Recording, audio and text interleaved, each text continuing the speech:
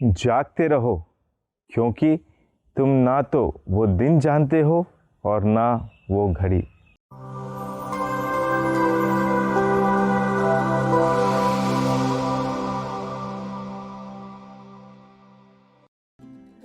क्रिस्त में मेरे प्रिय भाइयों और बहनों, कुछ ही दिनों पहले हमारे महान देश ने एक महान कीर्तिमान स्थापित किया, जिसके लिए हम बड़े खुश हैं, गर्व करते हैं कि हम भारतीय हैं, क्योंकि भारत ने चांद पर अपना मुकाम हासिल कर लिया, चंद्रयान 3 को उस चांद पर भेजकर। लेकिन ये एक दिन की मेहनत का नतीजा नहीं है।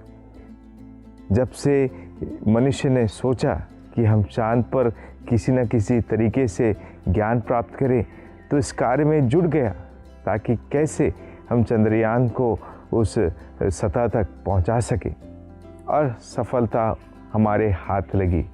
ये हमारे देश के लिए बड़े ही गर्व की बात है। मेरे प्रिय भाई बहनों, इसी तरह जब भी हम हमारे जीवन में तैयारियां करते रहते हैं, सतर्कता से, बड़ी सूक्ष्म दृष्टि से आगे के बारे में योजनाएं बनाते हैं, उन योजनाओं में भी हम सफल हो जाते हैं। मत्ती का सुसमाचार अध्याय 6:34 में प्रभु का वचन कहता है कि कल की चिंता मत करो।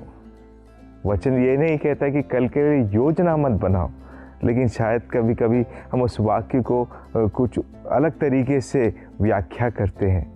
प्रभु हमेशा हमारी योजनाओं में हमारा साथ रहते हैं। इसलिए सुक्ति ग्रंथ अध्याय 16 पद संख्या 9 में अगर हम लोग वचन पढ़ेंगे तो प्रभु वचन ऐसा कहता है कि मनुष्य अपने हृदय में योजनाएं बनाता है, लेकिन प्रभु उसके मार्ग को सुदृढ़ करता है।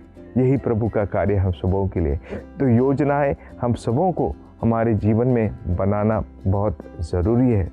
अगर आज हम कहते हैं कि हम कल कुछ करेंगे, तो वो कल आज पर निर्भर करेगा, किस तरीके से हम उस कल की तैयारी करते हैं।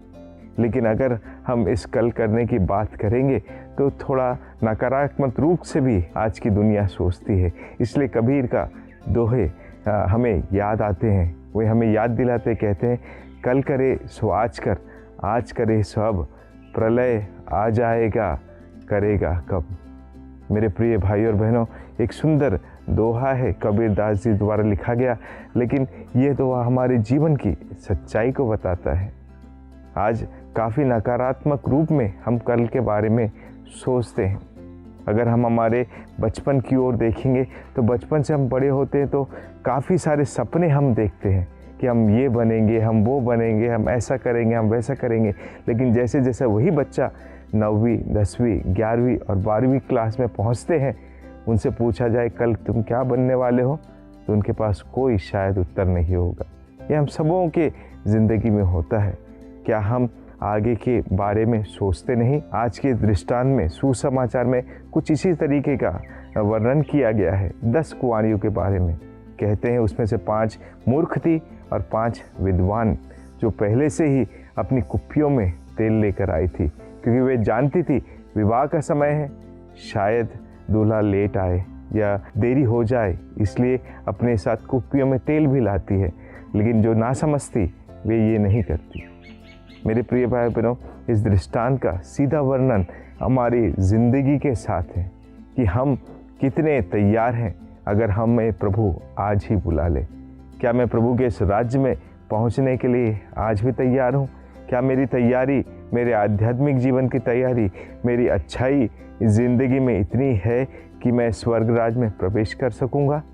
अगर नहीं, तो प्रभु भी हमें यही आदेश देते कि हम निरंतर तैयारी में रहे, क्योंकि हम उस दिन को नहीं जानते, उस घड़ी को नहीं जानते जब प्रभु आ जाएंगे।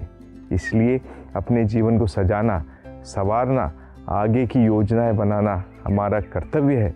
और हमें जो शक्ति प्रभु ने दिया है, उसी कारण दिया है। एक बुद्धिमान मनुष्य की सृष्टि प्रभु ने की, जिससे हम बुद्धि का इस्तेमाल करके अपने जीवन में अच्छाई और बुराई के बीच में अंतर करते हुए एक अच्छा जीवन जीने का प्रयास करें, ताकि जब प्रभु आए हमें उस राज्य में जगह देने योग्य पाएं।